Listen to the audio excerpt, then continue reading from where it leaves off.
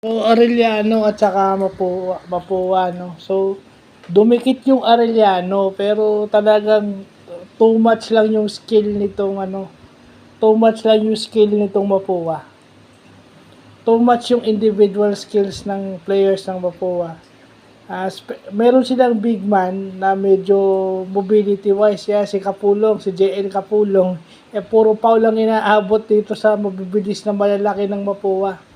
Athletic kasi itong mga big players ng Mapua, especially ito si Chris Hubilia, who plays the number 4 power forward position na pwedeng number 3 at even pwede siyang mag number 2 pagdating niya sa PBA.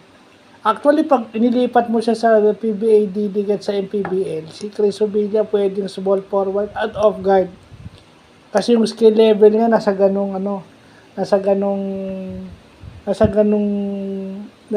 type, including yung body type niya pang guardia at saka pang small forward. Siguro ang kulang lang dito sa Arellano yung yung mag-mesh ng gusto sa sistema ni Coach Chico. Yung makabisado lang nila yung sistema ni Coach Chico na at saka yung mga tira na dapat na ipapasok nila, yun ang dapat nilang ma-master pagdating ng season 101 ng NCAA.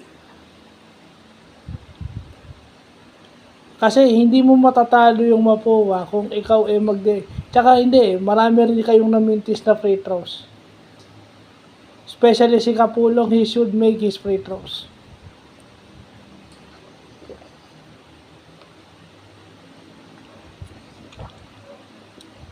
He should make his free throws.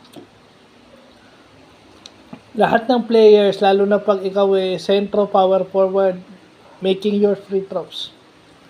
Importante yun kasi fouling would be the best strategy against you kasi hindi ka magbabayad pag hindi ka muna ipapasok yung free throw na ibibigay sa'yo. Yun yung problema ng Arellano against Mapua.